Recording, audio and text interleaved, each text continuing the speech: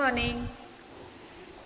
हमने इससे पहले वीडियो में पार्ट 3 क्लास 10 सेनापति पढ़ा था। उसमें सबसे पहले हमने इस बसंत ऋतु के बारे में पढ़ा था कि जो सेनापति हैं वो बसंत ऋतु का वर्णन किस तरीके से करते हैं। अब जो अगला पद आएगा या कविता आएगी उसमें उन्होंने बसंत ऋतु का और वर्षा ऋतु का और ग्रीष्म ऋतु का वर्णन किया है। वो देखिए, देखो क्षिति अंबर जले है चारी ओर छोर। क्षिति यानी धरती, अंबर यानी आसमान, जले यानी जल रहा है। इसमें सेनापति जो कवि हैं उन्होंने ग्रीष्म ऋतु का वर्णन किया है और ग्रीष्म ऋतु का वर्णन करते हुए कहते हैं कि चारों ओर, क्षिति यानी कि धरती, अंबर यानी कि आसमान, जले यानी जले हैं, चारों ओर छोर यानी कि गर्मी के कारण धरती और आसमान के जलने, चारों ओर अत्यधिक जलन हो रही है, यानी कि अत्यधिक ताप हो रहा है। तीन तरवर सब ही को रूप हर्यो है। और इस तीव्र गति ने सभी का क्या हर लिया है, रूप हर लिया है, यानी कि चारों तरफ की हरियाली को सुखा दिया है। इसमें कवि इस तरीके से वर्णन करता है कि इसमें ग्रीष्म ऋतु भी है और वर्षा ऋतु का भी वर्णन है। ठीक है, तो इसमें जहां दो पदों का एक साथ वर्णन तो श्लेष अलंकार के अंतर्गत, तो इसने श्लिष्ट पदों का वर्णन किया है। तो इसमें बताया है, सबसे पहले इन्होंने ग्रीष्म ऋतु का वर्णन किया है और ग्रीष्म ऋतु का वर्णन करते हुए कवि कहते हैं कि धरती और आसमान के जलने, जिनकी चारों तरफ अत्यधिक जलन है, धरती और आसमान में गर्मी के कारण अत्यधिक जलन हो रही है। तित तरवर सबको ही रूप रहा। और इस तीव्र गर्मी ने सभी पेड़ पौधों का अर्थात हरियाली का रूप हर लिया है। चारों तरफ लू चल रही है, गर्मी पड़ रही है, जिससे कि क्या है, पेड़ पौधे सूख गए हैं। मझधार लागे ज्योति भादव की होती चले। और इससे क्या है कि भारी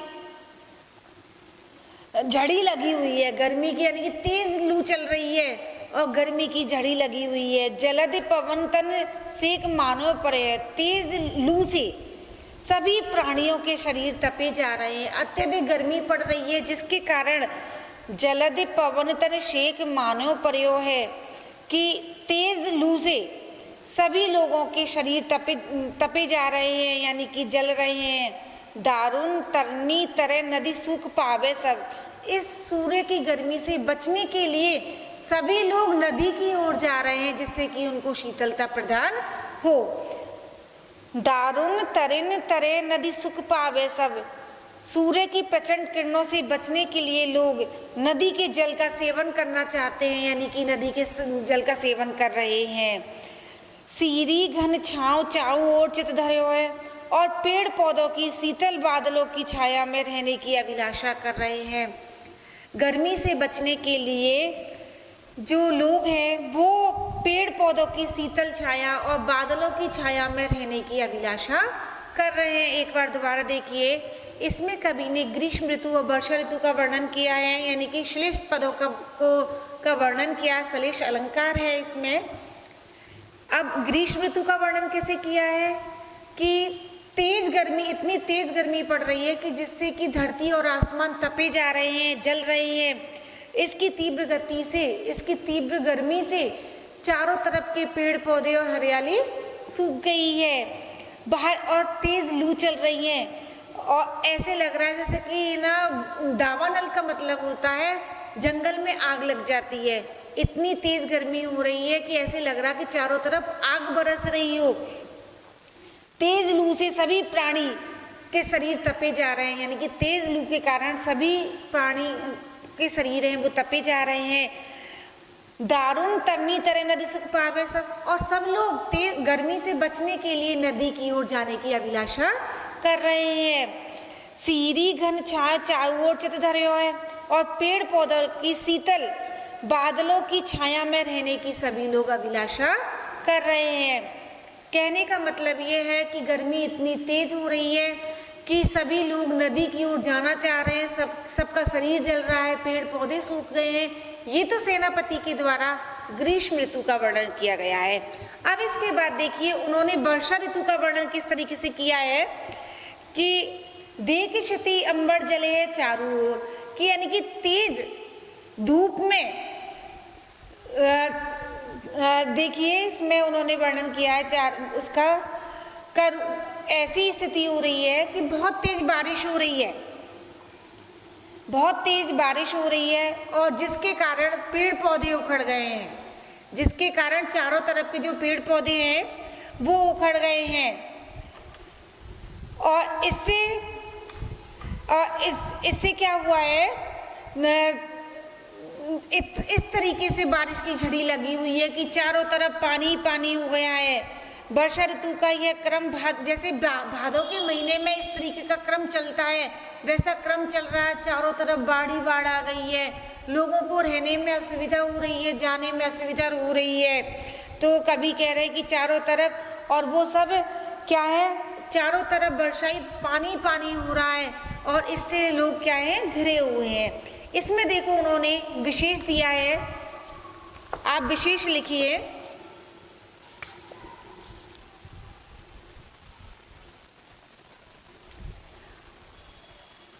आपकी इसमें सप्रसंग जो व्याख्या आती है, इसमें आपका मैंने पहले जो पद दिया था उसमें आपको बता दिया था कि इस तरीके से लिखना है। पहली जो कविता थी उसमें मैंने बताया था आपको कि इस तरीके से लिखना है कि यह कविता हमारी पाठ्य पुस्तक क्षितिज की पाठ जैसे देव सेनापति है, सेनापति से लिया गया है, लक्ष्मण परशुराम संवाद है या कोई सा भी इससे लिया गया है, इसमें इसके बारे में बताया गया है।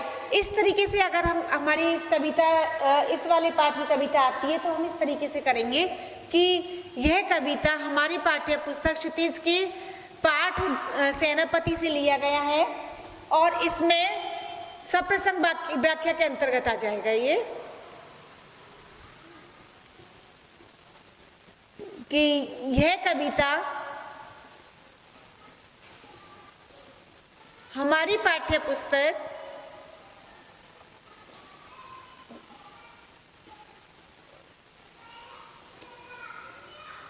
क्षितिज के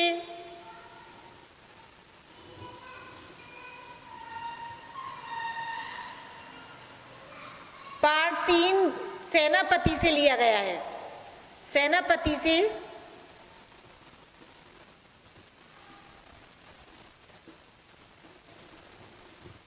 ली गई है। इसमें विभिन्न ऋतुओं का वर्णन किया गया है, इसमें विभिन्न ऋतुओं का वर्णन किया गया है। अब इसके बाद आप लिखोगे कि इसका जो कविता है उसके बारे में बताएंगे कि इस कविता में, जैसे मैं अभी जो कविता करा रही हूं, इसमें ग्रीष्म ऋतु और वर्षा ऋतु का वर्णन किया गया है। ग्रीष्म व वर्षा ऋतु का वर्णन किया गया है। इसके बाद आप उसका अर्थ लिखेंगे, किया गया है। इसके बाद आप उसका अर्थ लिखेंगे और अर्थ लिखने के बाद में आप विशेष लिखोगे। तो विशेष के अंतर्गत लिखोगे इसमें कि इसमें ग्रीष्म व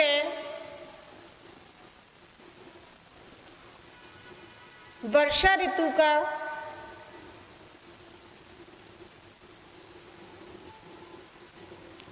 वर्णन किया गया है।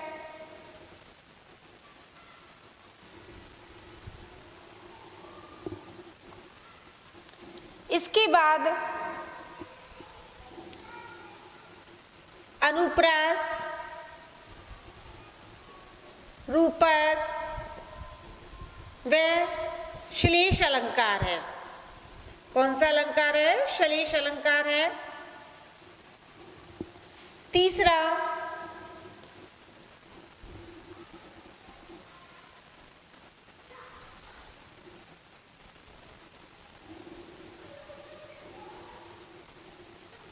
इसमें तीसरा आ जाएगा श्लिष्ट पदों को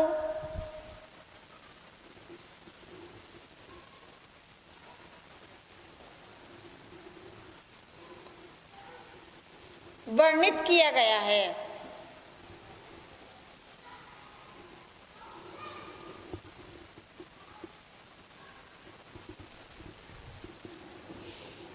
नेक्स्ट है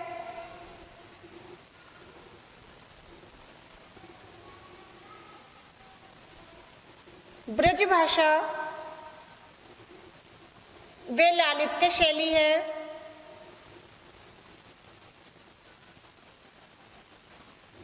ये सब विशेष के अंतर्गत आ जाएंगे। ये अपने सेनापति कविता का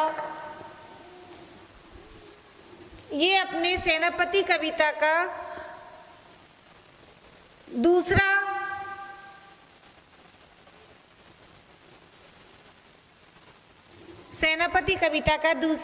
दूसरा जो पद है वो समाप्त होता है। अब देखिए, अब इसका तीसरा पद शुरू करते हैं। तो देखिए, इसमें है देखो चतुराई सेनापति कविताई की जू, ग्रीष्म बिसन वर्षों का सम गयो। अब इसमें कहते हैं कि देखिए, सेनापति कहते हैं कि इस प्रकार की मेरी कविता में चतुराई देखिए। मैंने क्या करा है, श्लिष्ट पदों को कि ग्रीष्म ऋतु में भी वर्षा ऋतु के समान श्लिष्ट पदों को वर्णित किया है। दोबारा देखिए, देखो चतुराई सेनापति कविता की जू, कि सेनापति कहते हैं कि मेरी कविता की चतुराई देखिए। मैंने ग्रीष्म विषम वर्षा की सम करियो है कि मैंने ग्रीष्म ऋतु में भी वर्षा ऋतु का वर्णन किया है। कैसे किया है? श्लिष्ट पदों को वर्णित किया है। दामिनी दमक सुर चाप की चमक शाम। अब देखिए, इसमें सेनापति वर्षा ऋतु का वर्णन कर रहे हैं। दामिनी दमक यानी कि बिजली चमक रही है। सुर चाप की चमक, इंद्रधनुष में भी प्रकाश चमक रहा है। घटा की झमक कि काले काले बादलों की छाए हुए हैं। अति घोर घनघोर और अत्यधिक घनघोर बादल छाए हुए हैं। गर्जनाएं कर रहे हैं। कोकिला कलापी कूल कुंजत है जित जित। कोयल, कलापी का मतलब है मोर। कूक यानी मधुर। कल कूजत है जित, कि चारों तरफ कूकने लगे हैं।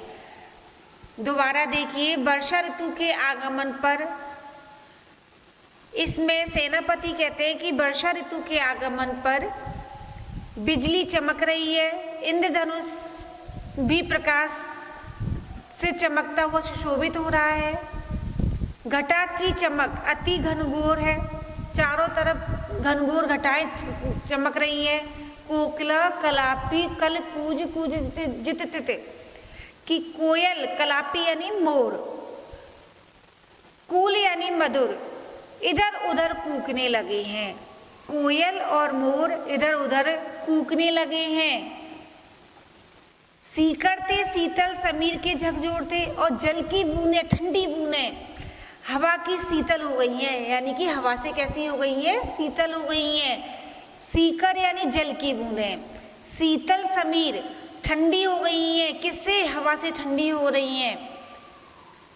अब इसमें देखिए, कवि ने, जो सेनापति कवि हैं, उन्होंने वर्षा ऋतु में कोई गृहिणी या कोई नायिका है, तो उसने अपनी कोई नायिका है जो अपनी सखी से कहती है कि हे सखी, सावन का महीना आ गया। वर्षा ऋतु कब आती है? सावन में।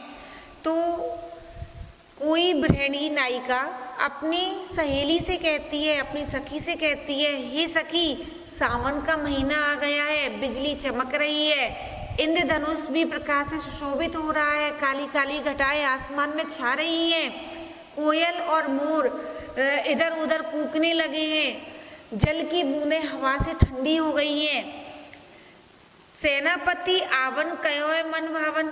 तो सेनापति कह रहे हैं कि नायिका अपनी सखी से कहती है कि मेरे प्रिय मन भावन यानी मन को भाने वाले मेरे प्रिय आने के लिए कह गए थे कि भाई वर्षा ऋतु में आऊंगा, लाग्यो तर सावन ब्रह जोर जोर से, और आने की कहा था, मुझे ब्रह का जोर जोर से ताप हो रहा है, यानी ब्रह का ज्वर चढ़ रहा है जोर से। आयो सखी सावन मद सर सावन, हे सखी सावन आने से मद सर सावन, कामदेव की सरसता मन में मुझे तड़फा रही है। लाग्यो है बट सावन सलिल चहु ओढ़ते, हे प्रिय हे सखी, मुझे चारों ओर सावन जोर जोर से, मुझे चारों ओर जो सावन है बरस रहा है और मेरे मन को उद्दीप्त कर रहा है। इसमें दोबारा देखिए, इसमें सेनापति जी इस जो कवि हैं वो किसी गृहिणी नायिका का चित्रण करते हुए कहते हैं कि कोई गृहिणी नायिका है, अपनी सखी से कहती है, हे सखी सावन का महीना आ गया है, दामनी दमक बिजली चमक रही है, इंद्रधनुष प्रकाश से चमकता हुआ सुशोभित हो रहा है, आसमान में काली काली घटाएं छा रही हैं, बादल घनघोर बरस रहे हैं, कोयल और मोर चारों ओर कूक रहे हैं, जल की बूंदें ठंडे पानी हवा से ठंडी हो गई हैं। वह नायिका कहती है अपनी सखी से कि ऐसी समय में मुझे मन को अच्छे लगने वाले मेरे प्रियतम आने के लिए कह गए थे। लाग्यो तर सावन लग गया है और मेरे प्रिय मुझसे मिलने के लिए कह गए थे। ब्रह जोर जोड़ते और मुझे ब्रह का ज्वर जोर से तड़पा रहा है, यानी कि मुझे ब्रह का जो ज्वर है वो तड़पा रहा है। हे सखी लाग्यो है बड़ सावन सलिल चाऊ, कि सावन आने से कामदेव की सरसता मन में मुझे जोर से तड़पा रही है। हे प्रिय मिलन की कामना उद्दीप्त हो रही है कि मैं अपने पति से मिलना चाहती हूँ और चारों ओर सावन बरस रहा है। अब देखिए इसमें जो अब जैसे ये वाली कविता आती है तो आप ऐसे ही लिखोगे कि यह कविता सप्रसंग व्याख्या आएगी, उसमें यही लिखोगे यह कविता हमारी पाठ्य पुस्तक क्षितिज के पाठ 3 सेनापति से ली गई है। इसमें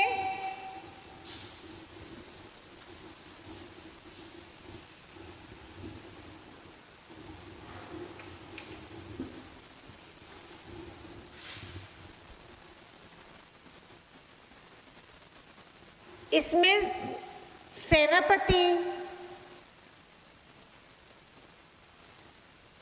के द्वारा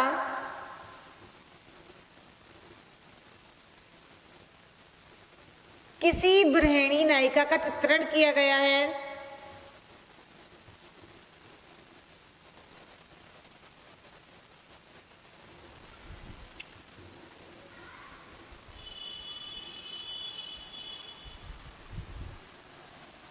चित्रण किया गया है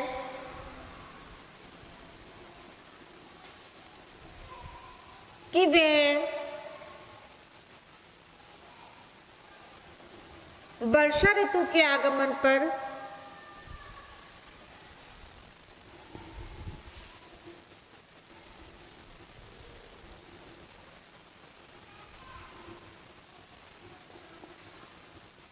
अपने प्रियतम से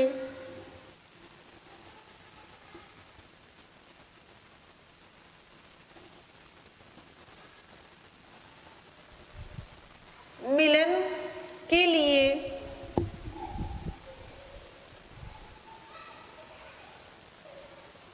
आतुर है।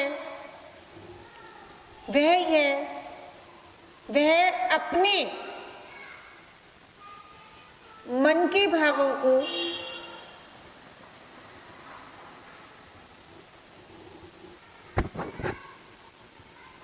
अपनी सखी से कहती है। अब ये तो हमारा आ गया सब प्रसंग, ठीक है। यह कविता हमारी पाठ्य पुस्तक क्षितिज पाठ 3 सेनापति से ली गई है। इसमें सेनापति के द्वारा किसी गृहिणी नायिका का चित्रण किया गया है कि वह वर्षा ऋतु के आगमन पर अपने प्रियतम से मिलने के लिए क्या है, आतुर है, और वह अपने मन के भावों को अपनी सखी को बताती है। अब इसके बाद हम इसका विशेष लिख देंगे। विशेष में आ जाएगा अनुप्रास, रूपक, काव्य लेंगे, अलंकार है। ठीक है, अलंकार का प्रयोग किया गया है पहला। दूसरा आ जाएगा वर्षा ऋतु का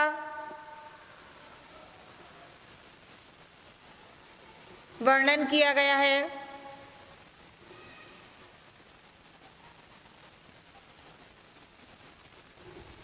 तीसरा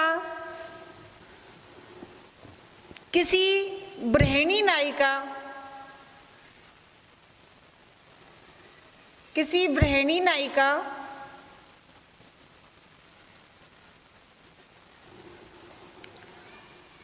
के मन की दशा का वर्णन किया है।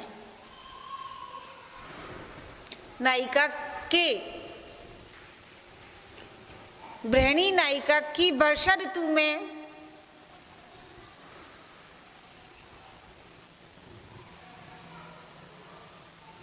नायिका के प्रियतम के बिना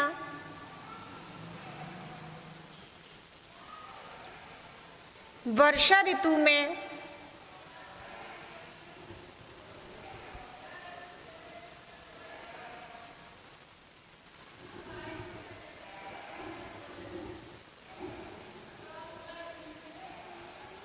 जो दशा होती है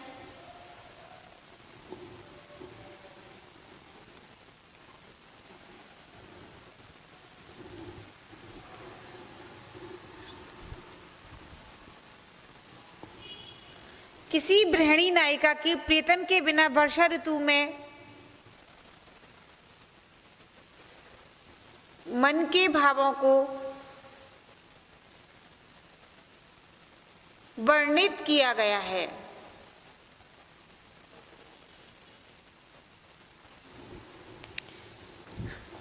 अब इसके बाद देखिए, इसमें भी आपका आ जाएगा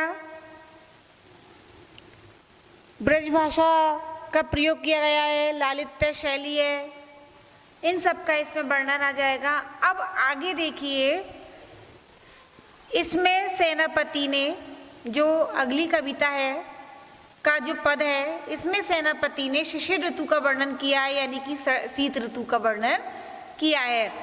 शीत को प्रबल सेनापति कोपी चढ़ियो दल, निर्मल अनल गयो सूरी सिए रई के। इसमें सेनापति कहते हैं, इसमें शीत ऋतु का वर्णन किया है, तो सेनापति कहते हैं कि सर्दी की अधिकता का प्रकोप चारों ओर फैल गया है। निर्मल अनल, आग कमजोर हो गई है। देखिए, जब अत्यधिक सर्दी पड़ जाती है तो जो आग होती है वो भी हमको कमजोर लगने लगती है। गयो सूरी सिए सही को, और सूर्य का मतलब होता है सूर्य, सियराई के यानी कि ठंडा, सियराई का मतलब है ठंडा हो गया है। तो अत्यधिक ठंड के कारण सूर्य भी ठंडा पड़ जाता है।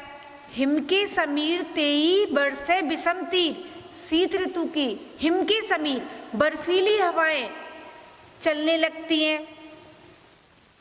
तेई बरसे विषम तीर, और वो जब बर्फीली हवा चलती है तो ऐसे लगता है कि हमारे शरीर में जहरील मतलब विषम पैने तीर चल रहे हों।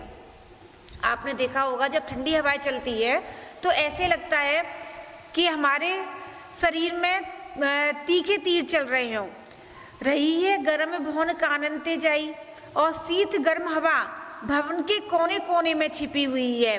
यही सु लागी रहे नेक सुलगाई, निरंतर आग के अत्यधिक निकट बैठने पर भी हमें ठंड का आभास हो रहा है, मतलब हमारी ठंड नहीं रुक रही है। मानो भीत जानी माँ शीते पसाई पानी का सेनापति कह रहे हैं कि मानो सर्दी से अत्यधिक भयभीत होकर के लोग अपने हाथ पैर फैला करके आग को अपनी छाती की छाया में छिपा रहे हैं। देखिए, जब अत्यधिक ठंड पड़ती है और सभी लोग जब आग के सामने बैठते हैं तो ऐसे लगता है कि सब तपते हैं, तो लोग अपने हाथ फैलाकर आग को अपनी छाती की छाया में छिपा कर रखते हैं। छतिया की छाया राखियो पायो छिपाई के, ताकि वो अपनी वह आग उनको जो सर्दी पड़ रही है उससे रक्षा कर सके। दोबारा देखिए, मानो भीत जानी मां सित्ते परसाई पानी। सेनापति कहते कि मानो सर्दी से अत्यधिक भयभीत होकर के लोग अपने छतिया की छां राखियो पाऊ छिपाई के, अपने हाथ फैलाकर आग को अपनी छाती की छाया में छिपा कर रखते हैं, ताकि जो आग है उनको शीतलता से बचाए, यानी कि सर्दी से उनका बचाव करे। अब इसमें भी आपका आ जाएगा, मैंने बताया इसमें शीत ऋतु का वर्णन किया गया है कि सर्दी में लोगों की अत्यधिक सर्दी होती है तो लोगों की क्या प्रतिक्रिया होती है।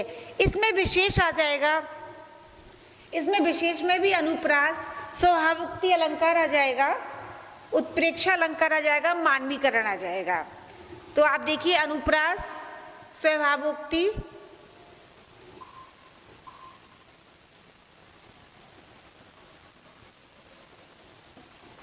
मानवीकरण, उत्प्रेक्षा। अब इसमें शीत ऋतु का वर्णन किया गया है। किसका वर्णन किया गया है? शीत ऋतु का वर्णन किया गया है। आगे देखिए, अब इसमें आ जाएगा, वापस आप लिख सकते हो, ब्रज भाषा का प्रयोग किया गया है। कवित्व छंद की गति अति है।